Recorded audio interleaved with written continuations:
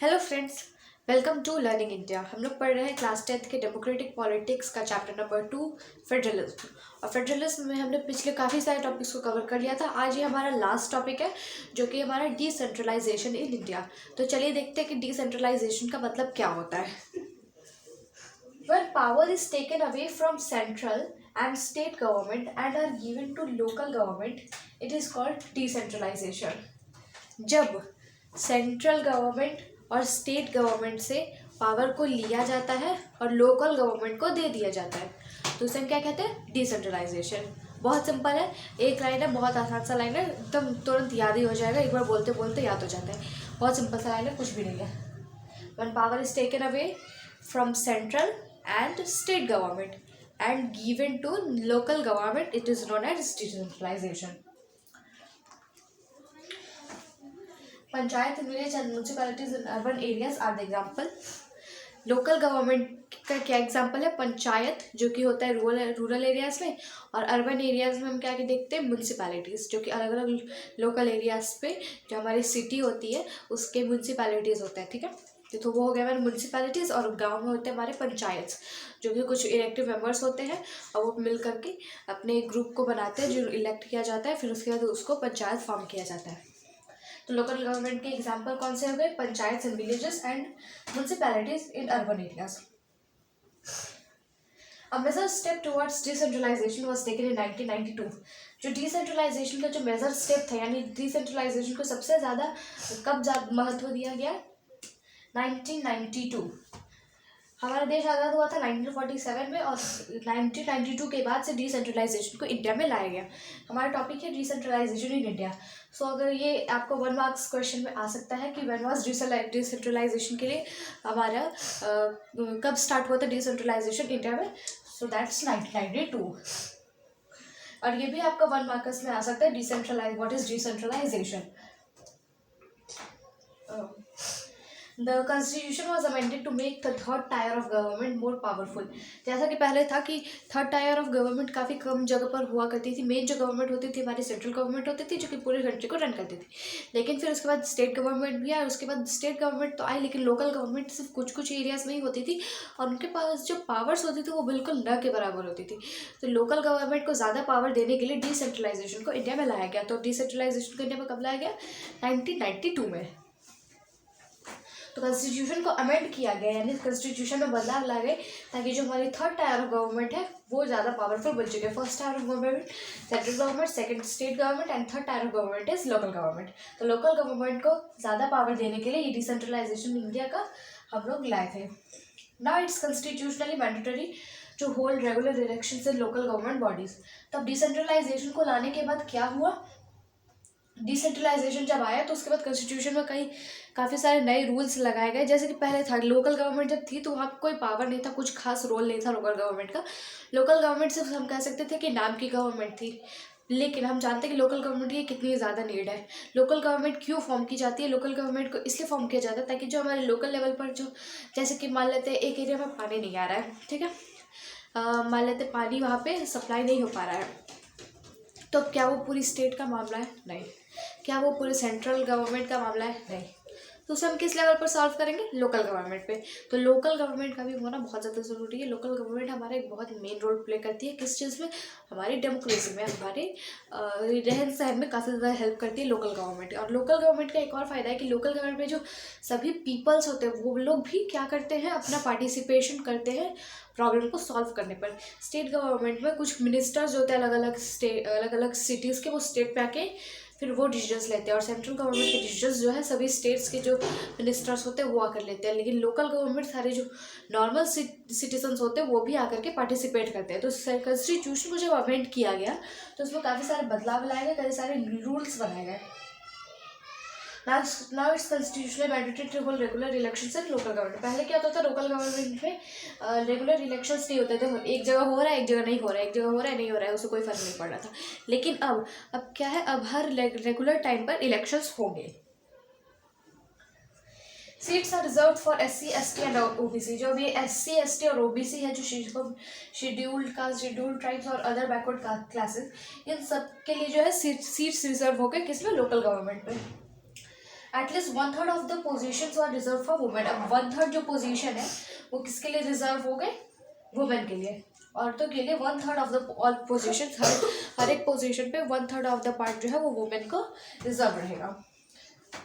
An independent institution called State Election Commission has been created to consolidate panchayat and municipal elections. तब independent institution यानी कि एक institution बनाया गया जिसे हम कहते हैं स्टेट इलेक्शन कमीशन। ये क्या करता था? ये जो है इलेक्शंस को हेल्ड करवाता था। किसको करवाता था? जो पंचायत, म्यूनसिपल इलेक्शन, ये सबको हेल्ड करवाता था, इन सबको लाता था, इन सबको रन करवाता था।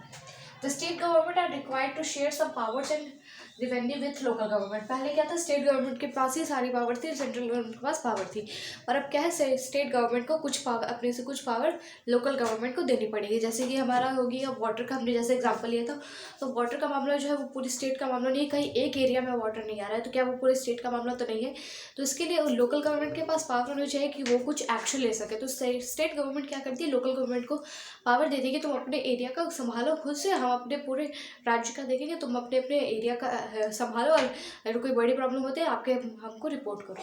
जब कोई, अगर मान लेते हैं 3-4 जो सिटीज़ है उसमें कुछ प्रॉब्लम हो रहा है, लोकल एरिया में प्रॉब्लम हो रहा है, तब वो जाकर के स्टेट गवर्नमेंट को रिपोर्ट करेगी। पर नॉर्मल जो प्रॉब्लम्स होते हैं उसमें लोकल गवर्नमेंट ही सॉल्व करती है। तो ये था हमारा डिसेंट्रलाइजेशन इन इंडिया। तो उसके बाद हम पढ़ने वाले हैं, इसी का एक छोटा सा पार्ट है जो कि है हमारा है पंचायत और म्यूनसिपैलिटीज़। पंचायत और म्यूनसिपैलिटीज़ कैसे फॉर्म होती है, किस तरह के उसको मिनिस्टर्स होते हैं, वो हम पढ़ने वाले हैं। तो चलिए आप पढ़ते हैं पंचायत और म्यूनसिपैलिटीज़ के बारे में। तो ये हमारा हमने पढ़ ली डिसेंट्रलाइजेशन। तो अब हम पढ़ने वाले हैं पंचायत और म्यूनसिपैलिटीज़, जो कि डिसेंट्रलाइजेशन का ही हिस्सा है। डिसेंट्रलाइजेशन यानी पावर इन लोकल गवर्नमेंट्स, तो इसका ही हिस्सा है क्या? पंचायत और म्यूनसिपैलिटीज़।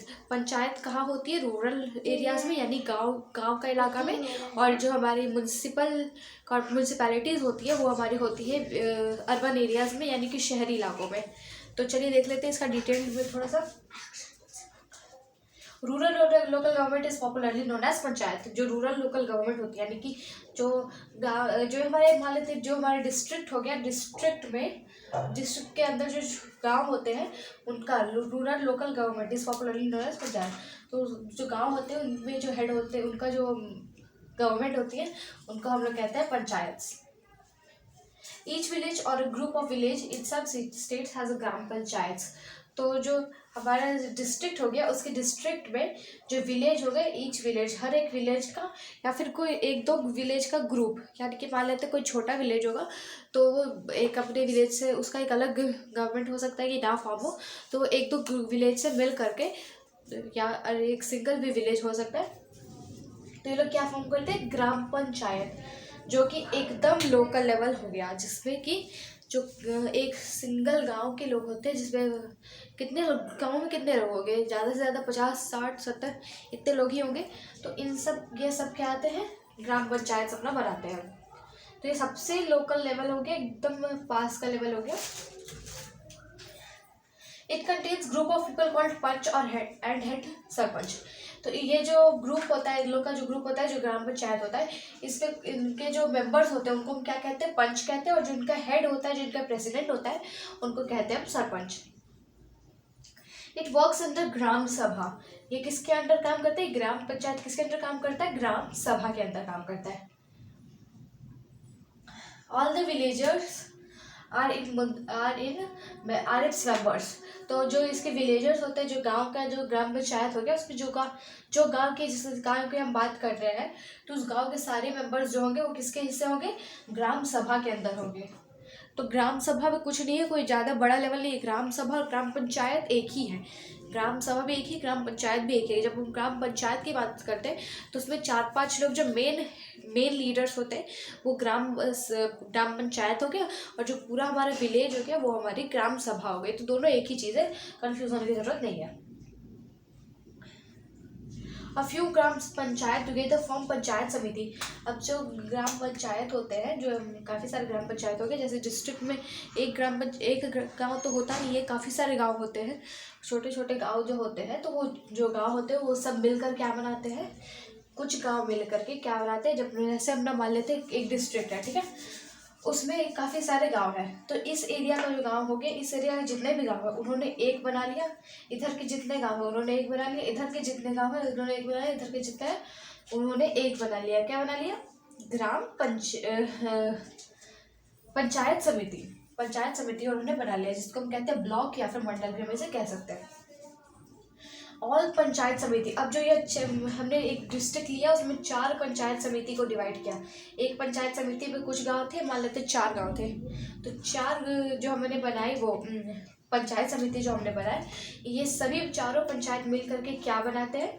टुगेदर फॉर्म जिला परिषद। क्या बनाते हैं? जिला परिषद बनाते हैं। तो ये थे हमारे, ये था हमारा पंचायत, जो उसको हम बोलते हैं, जो हमारी रूरल लोकल गवर्नमेंट हो गई, जो गांव में काम करती है जो गवर्नमेंट, उसे हम क्या कहते हैं? पंचायत। और जो अब बात आती है म्यूनसिपैलिटीज़ की, जो म्यूनसिपैलिटीज़ नाम से समझ में आ रहा है, अर्बन एरियाज़ के लिए जो होगी वो म्यूनसिपैलिटीज़ होगी। ये सब आपको पहले से पता है, बस एक ये हम चैप्टर पढ़ रहे हैं तो बस जानना ज़रूरी है। There are setup of town, there setup municipalities in town. तो म्यूनसिपैलिटीज़ कहाँ पे बनाई जाती है? टाउन्स में बनाई जाती है, ठीक है। तो मतलब कि जो ज़्यादा पॉपुलरली नोन नहीं है उनमें हम बनाते हैं म्यूनसिपैलिटीज़, ठीक है। और जो बड़े सी शहर हो गए जैसे लाइक मुंबई हो गया, वो सब में क्या बनते हैं? म्यूनसिपल कॉर्पोरेशन बनते हैं।